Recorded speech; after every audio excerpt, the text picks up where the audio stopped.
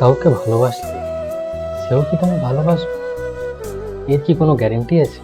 তো hello guys, তোমরা দেখছো না বলা কথা, যেখানে কথা হয় কম, অনুভূতি থাকে বেশি।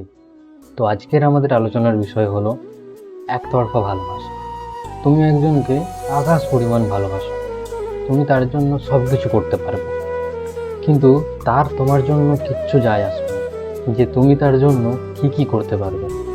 একতরফা ভালোবাসা এরকমই হয়, একজন শুধু পাগলের মতো ভালোবেসে যায়, আরেকজন সেই পাগল ভেবে তাকে শুধু অবহেলা করে।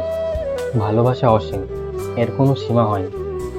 ভালোবাসতে হলে সমুদ্রের মতো গভীরতা নিয়ে তাকে ভালোবাসতে হয়। আসলে কি বলতো, ভালোবাসা কখন, কোথায়, কিভাবে হয়ে যাবে তা আমাদের মধ্যে কেউই বলতে পারবে না। তুমি যদি তাকে সত্যি অনেক অনেক অনেক ভালোবেসে থাকো, আর সেই ভালোবাসার কথাটা যদি তাকে না বলতে পারো, তাহলে তুমি বুঝে নিও ভাই, তুমি একতরফা ভালোবাসাতে পড়েছো। পৃথিবীতে সবচেয়ে কষ্টের কাজ হলো কাউকে প্রচুর পরিমাণে ভালোবাসার সত্ত্বেও সেই ভালোবাসার কথা নিজের মনে লুকিয়ে সারাটা জীবন একা একা বেঁচে থাকাই হলো একতরফা ভালোবাসা। আর অনেকে আছে এই একতরফা ভালোবাসাকে ভুলে যেতে চায়। আসলে এটা কি একতরফা ভালোবাসা বলেই না, তুমি আসলে তাকে কখনো মন থেকে ভালোবাসতেই পারো না, এটাকে বলে ভালো লাগা। কারণ তুমি যদি তাকে একতরফা ভালোবেসে থাকতে, তাকে ভুলে যাওয়ার কথা কখনো মাথাতেও আনতে না।